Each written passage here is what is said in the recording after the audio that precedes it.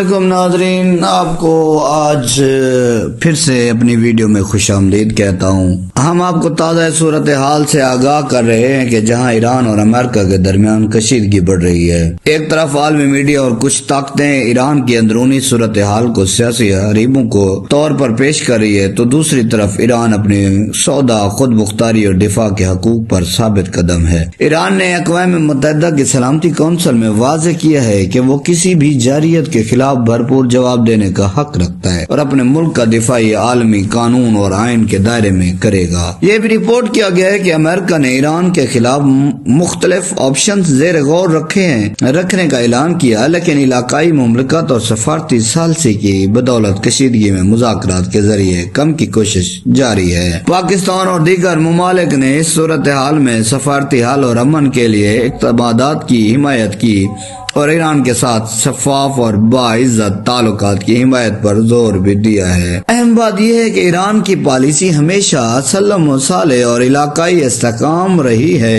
اور وہ اپنی دفاعی خود مختاریت کے حق میں کسی بھی غیر منصفانہ اور دباؤ کو مسترد کرتا ہے۔ اس بحران کے دوران بھی تہران کے عالمی قوانین کے تحت اپنے شہریوں، سرحدوں اور علاقائی استحکام کے تحفظ کی تاکید کی ہے۔ یہ تنازع صرف دو ملکوں کا معاملہ نہیں بلکہ علاقائی سلامتی اور عالمی امن کا سوال ہے، اور ایران کا موقف یہ ہے کہ طاقت یا دباؤ کی بجائے سفارتکاری اور مکالمہ کی دائرہ حل کا راستہ ڈھونڈتا ہے۔ ہم دیکھ رہے ہیں کہ عالمی طاقتیں بھی سفارتی حل کے طرف بڑھ رہی ہیں اور سفارتی ذرائع سے کشیدگی کم کرنے کی راہیں تلاش کی جا رہی ہیں۔